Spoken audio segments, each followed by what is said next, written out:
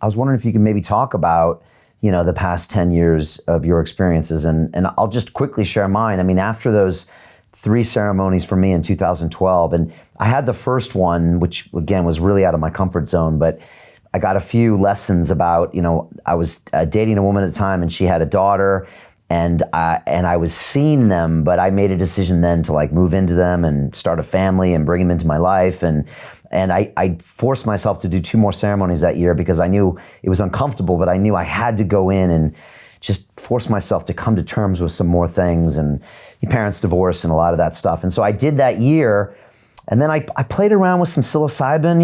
I listened to Terrence McKenna. I did some big doses, like 4.5 grams, I think as big as I did. And I had some experiences, but a lot of it was machine elves and digging in my brain. And I never got those lessons that I got from ayahuasca. And, I tried DMT a couple times, but that was it.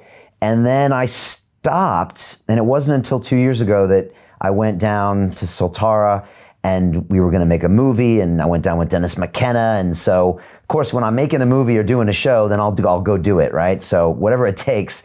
But I got, 3 of the most powerful experiences of my life. I mean, one was the single most profound experience of my life. And I had an observation that, for me, ayahuasca was the only psychedelic. It was the mother of psychedelics. I mean, for me, it was the one that always teaches me lessons. I mean, literally, I have takeaways. Literally, I had like 10 things I needed to do with my life. And I know I need to go back, but I haven't been back. And I know I'm going to have to push myself to go back. So anyways, those are my experiences. I'm curious what yours are like and what it's like to hear me say that stuff. Well, I think you're right. I think ayahuasca is it's the mother teacher, and that's what they call it in, madrecita, like little mother, like the mother of all of the different plants down in the jungle. And of course they're referring to the vine, but the vine mixed with the leaves creates the brew, and that we typically call ayahuasca. But it's incredibly powerful. And I think one of the reasons why it's so powerful is it's working on 2 different aspects. One, it's working on your psyche and helping you explore different aspects of your psyche. But the other part is the purge, which is helping release where you're storing that in the body. There's a great book called The Body Keeps the Score. And in that book, it talks about how we hold trauma in our body in different places. And I think that's something that people overlook. You see a dog, and a dog runs into a screen door, runs into a window, or falls off something. Immediately they shake. Well, why do they shake? Well, they shake to get all that trauma out of their fascia, get all that memory.